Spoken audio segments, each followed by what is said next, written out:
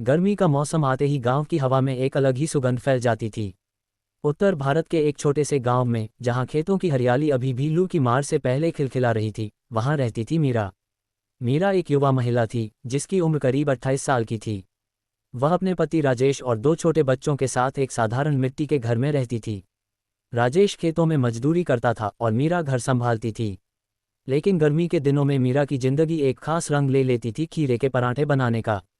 ये कहानी शुरू होती है अप्रैल के अंत से, जब सूरज की किरणें इतनी तेज हो जाती कि दोपहर में बाहर निकलना मुश्किल हो जाता। मीरा की सास, जो अब बुजुर्ग हो चुकी थी, हमेशा कहती, बेटी, गर्मी में खीरा ही है जो शरीर को ठंडक देता है। पराठे बना, सबको खिलाओ। मीरा हंसकर मान जाती। खीरा, जो उनके खेत में ही उगता था, ताज़ा और रसीला होता। वह सुबह सुबह उठकर खेत से खीरे तोड़ लाती, उन्हें धोती, कद्दूकस करती और आटे में मिलाकर पराठे बनाती। एक दिन, जब गर्मी अपने चरम पर थी, मीरा ने सोचा कि आज कुछ खास बनाया जाए। बच्चे स्कूल से लौट रहे थे और राजेश खेत से। वह रसोई में लग गई। सबसे पहले आटा गूंथा, गेहूं का ताज़ा आटा, थोड़ा नमक और पानी। फिर खीरे को कद्दूकस किया। खीरे की खुशबू रसोई में फैल गई, जैसे कोई ठंडी हवा का झोंका। मीरा ने उसमें हरी मिर्च, धनिया, जीरा और थोड़ा सा नमक मिलाया। भरावन तैयार था। अब पराठे बनाने की बारी। उसने आटे की लोई ली, उसमें भरावन भरा और तवे पर सेंका। घी की खुशबू से पूरा घर महक उठा। बच्चे घर आए तो चिल्लाए, माँ, आज क्या बनाया? मीरा ने मुस्कुराकर कहा, खीरे के पराठे। छोटा बेटा रवि उछल पड़ा, वाह, मेरे फेवरेट। वे सब साथ बैठकर खाने लगे। गर्मी की थकान मानो इन परांठों से दूर हो गई। लेकिन ये सिर्फ शुरुआत थी। गांव में एक अफवाह फैल रही थी, इस साल गर्मी इतनी पड़ेगी कि फसलें सूख जाएंगी। मीरा चिंतित थी। राजेश ने कहा, चिंता मत करो, हमारे खेत में खीरे अच्छे हैं। इन्हें बेचकर कुछ कमाई हो जाएगी। अगले दिन मीरा बाजार गई। वहां उसने देखा कि खीरे की मांग बढ़ गई है। लोग गर्मी से बचने के लिए खीरा खा रहे थे। लेकिन मीरा ने सोचा, क्यों न खीरे के पराठे बेचे जाएं। यह विचार उसके मन में घर कर गया। शाम को वह राजेश से बोली, क्यों न हम एक छोटा सा स्टॉल लगाएं। मैं पराठे बनाऊंगी, तुम बेचोगे। राजेश हंस पड़े, अरे, गांव में कौन खरीदेगा। लेकिन मीरा जिद पर अड़ी रही। धीरे धीरे मीरा ने तैयारी शुरू की। उसने पड़ोस की महिलाओं से बात की। वे सब सहमत हुई कि गर्मी में ऐसा कुछ नया अच्छा रहेगा। एक महिला ने कहा, मीरा, तू तो जादूगरनी है। तेरे हाथों में स्वाद है। मीरा खुश हुई। उसने रेसिपी परफेक्ट की, खीरे को ज़्यादा रसीला रखना, मसाले संतुलित और पराठे क्रिस्पी। अब चुनौती थी बाजार में जगह पाना। गांव का बाजार हर रविवार लगता था। मीरा ने वहां एक छोटी सी जगह ली। पहला दिन, वह सुबह 5 बजे उठी, 50 पराठे बनाए। राजेश ने स्टॉल सजाया। लोग आए, देखा और चखा। एक बुजुर्ग ने कहा, बेटी, ये तो अमृत है। गर्मी में ठंडक। धीरे धीरे बिक्री शुरू हुई। शाम तक सब बिक गए। मीरा थक गई थी, लेकिन खुश थी। लेकिन गर्मी बढ़ रही थी। तापमान 40 डिग्री पार कर गया। खेत सूखने लगे। मीरा के खीरे भी प्रभावित होने लगे। वह चिंतित हो गई। एक रात आंधी आई। बारिश नहीं, सिर्फ धूल। सुबह खेत देखा तो कुछ खीरे खराब हो चुके थे। राजेश ने कहा, अब क्या करें। मीरा ने हिम्मत नहीं हारी। उसने सोचा, पड़ोस के खेतों से खीरे खरीद लेंगे।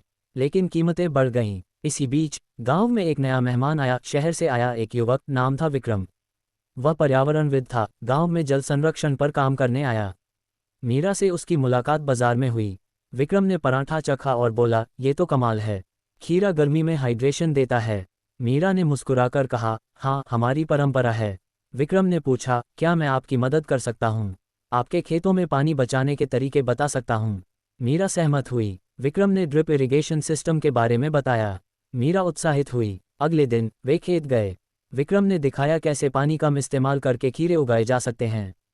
मीरा ने सीखा। अब उसके परांठों की कहानी में एक नया मोड़ आया। गर्मी की चुनौतियां, लेकिन समाधान भी। ये भाग मीरा की जिंदगी की शुरुआत दिखाता है, जहां खीरे के पराठे सिर्फ भोजन नहीं, बल्कि जीविका का साधन बनने लगे। गर्मी की लू में भी मीरा की हिम्मत बनी रही। मीरा की सफलता गांव में चर्चा का विषय बन गई। लोग उसके स्टॉल पर आने लगे। लेकिन गर्मी ने अपनी मार दिखानी शुरू कर दी। तापमान 45 डिग्री तक पहुंच गया। खेतों में पानी की कमी हो गई। मीरा के खीरे सूखने लगे। वह रातों को जागकर सोचती, कैसे बचाऊं। विक्रम की मदद से उसने ड्रिप सिस्टम लगाया, लेकिन पूरे खेत के लिए पैसा कहाँ से आए। एक दिन गांव के सरपंच ने मीरा को बुलाया।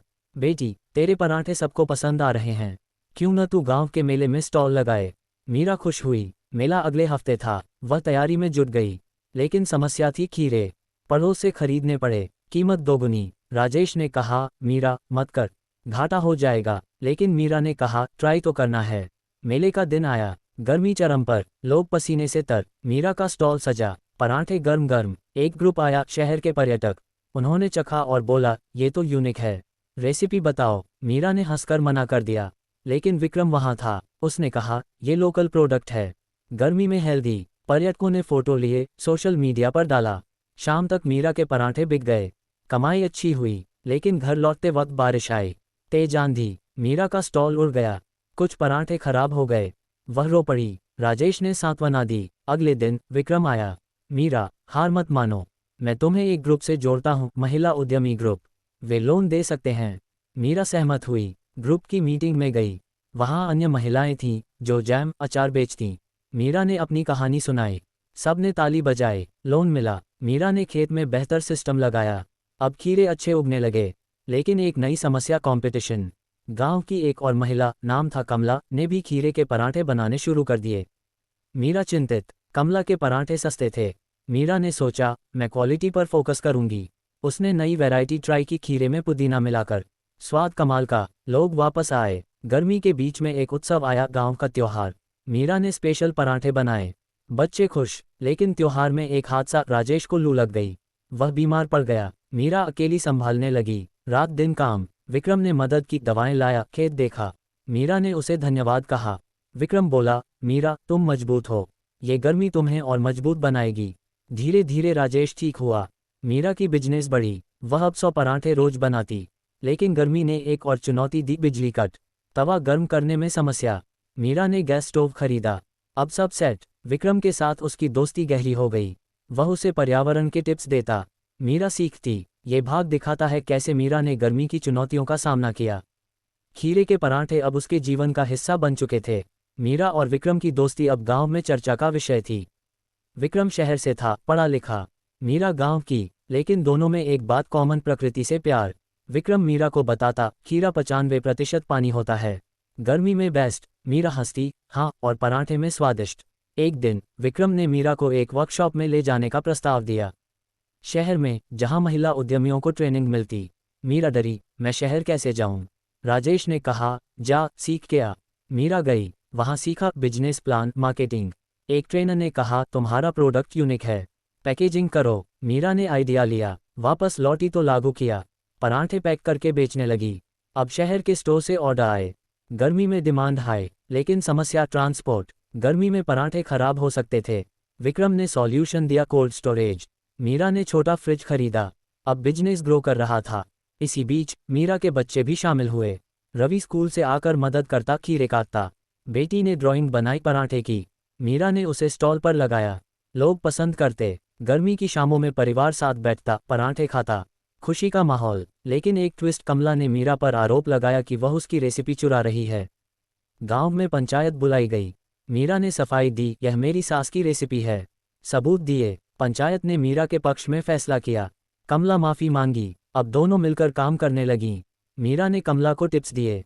विक्रम ने मीरा को एक प्रोजेक्ट में शामिल किया, गांव में ग्रीन हाउस बनाना, खीरे साल भर उगाने के लिए। मीरा उत्साहित, उसने फंडिंग के लिए अप्लाई किया, अप्रूवल मिला, अब खेत में काम शुरू। गर्मी में भी ठंडक, मीरा सीख रही थी सस्टेनेबिलिटी। ये भाग दोस्ती और सीख पर फोकस करता है। खीरे के पराठे अब सिर्फ भोजन नहीं, बल्कि एक मिशन बन चुके थे। मीरा का बिजनेस अब फैल रहा था। शहर में स्टोर खुला, नाम रखा, गर्मी ठंडक पराठे। लोग आते, खाते, मीडिया में कवरेज। एक न्यूज़पेपर ने इंटरव्यू लिया। मीरा ने बताया, ये गर्मी में खीरे की ताकत है।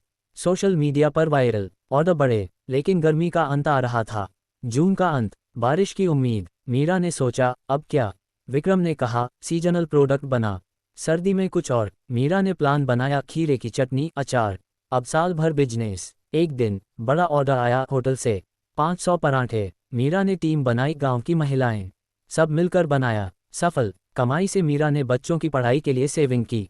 राजेश गर्व से फूला, लेकिन एक समस्या, हेल्थ इश्यू। ज्यादा काम से मीरा थक गई। डॉक्टर ने कहा, आराम करो। विक्रम ने मदद की, बिजनेस मैनेज किया। मीरा ठीक हुई, अब बैलेंस सीखा। ये भाग सफलता दिखाता है। खीरे के पराठे ने मीरा की जिंदगी बदल दी।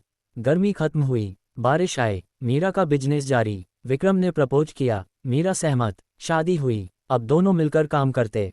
खीरे के पराठे अब ब्रांड बन चुके। गांव विकसित, मीरा की कहानी इंस्पिरेशन। यह अंतिम भाग नई शुरुआत दिखाता है। गर्मी में खीरे के पराठे एक कहानी जो जारी रहेगी।